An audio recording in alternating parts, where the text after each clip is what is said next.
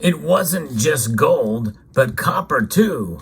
An old ship was found in the desert, and to everyone's surprise, gold coins were found, as well as a lot of copper ingots. We'll talk about this and so much more as we explore.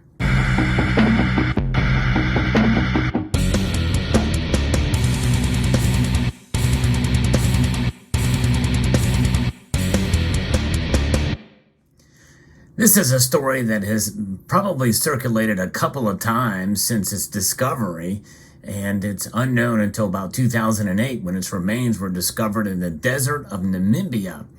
And I'm sure it made news back then and several times since then, but sometimes these stories recirculate. There was another story that I did covered in a video that recirculated only recently. And people are saying, Sal, did you see the story about the 700 gold coins discovered there in Kentucky? Lost Civil War gold. Yes, I did. And the first time I posted a video about it. I'm going to link to that video at the end screen of this video because many of you have not seen that. But this is another one of the stories that came by. Many of you made me aware of it. And so I figured I'd do a video on it. I do have a playlist. This is probably one of the only channels that covers these types of topics regularly. And so there's a playlist called Found Precious Metal Treasure, and I hope you will check out. But this is about precious metals. And by the way, copper is a metal that is not necessarily considered precious, but I'll tell you what, it was much needed in those days, just as it is needed a lot these days, for sure. But let's talk a little bit about this story. And there are several different agencies that are reporting about it. I'm going to be picking one from several of you that have sent this to me from the GreekReporter.com about this lost ship. It discovered it disappeared about 500 years ago and was found in a desert in southwest Africa with gold coins aboard. It's been one of the most exciting archaeological finds of recent years, indeed. The Bom Jesus, or the Good Jesus, was a Portuguese vessel that had set sail from Lisbon, Portugal on Friday, March the 7th, 1533. Its fate was unknown until 2008, when its remains were discovered in the deserts in Namibia during diamond mining operations near the coast of the African nation. Yes, indeed. Imagine looking for diamonds and then discovering the ship and this gold. When it sank in a fierce storm, it was on its way to India, laden with treasures like gold and copper ingots, 2,000 pure gold coins, and tens of thousands of pounds of copper ingots were discovered on the Bom Jesus, almost all intact. It is speculated that the Bom Jesus sank when it was pulled too close to the shore in a storm off the coast of Namibia, causing the ship's hull to collide with a rock and lean over, capsizing the vessel. As the coastline waters receded, the Bom Jesus reemerged in the desert. The condition that the ship was found in suggests that the storm that caused the shipwreck was especially violent. Although an absence of human remains, besides a few scattered bone fragments in the site, suggests that most of the crew on board survived the wreck, or perhaps they died at sea. Let's hope it was the former. Yes, indeed. Now, other than gold being discovered, it had other valuable cargo as well. Dr. Noli, the chief archaeologist of the Southern African Institute of Maritime Archaeological Research, said recently that the coastline was notorious for storms, so finding a shipwreck was hardly surprising. Yes, can you imagine? I'll tell you what, it's extra convenient, by the way, to find a shipwreck on dry land, to be able to take the time to scourge it and see what's aboard. You know, we know that there's many cases where lost gold has presumably been found in some of these shipwrecks, but getting to it is another story. It's a very difficult task. In fact, I've done videos on, and there's been documentaries as well, about ships that have gone missing that had gold aboard, that they don't know exactly where they are at. They perceive to know where they're at, but even if they have a general idea, just finding them is a task in and of itself. Then you have to go through the emotions of actually getting down there And with the high pressure down at sea, especially down in the depths where they are, it makes it virtually impossible. There's some parts of the ocean that are so deep, they're harder to get to than it is to get into deep space. And so that is quite a matter for many of scientists and discoverers and technology to do that. But when you think about the immense pressure under the sea, navigating through that is one thing. Surviving in it and having a structure facility such as we saw, there with the Titanic at almost 13,000 feet, well, the craft imploded. It imploded. Yes, indeed. The Titanic expedition, we just heard about that in recent news.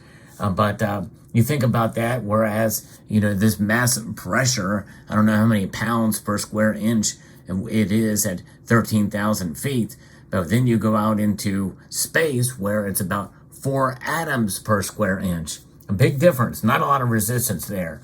Gold, though, as a metal, as we know, is a very dense metal, and it does survive the elements. It is already very dense, and so it packs a lot of punch. So even at those depths, gold would survive. But to be able to find the ship on the shore from receding waters is quite a pleasant surprise, a good thing to see. So imagine in 2008 when this was discovered, it was quite a happy moment for sure.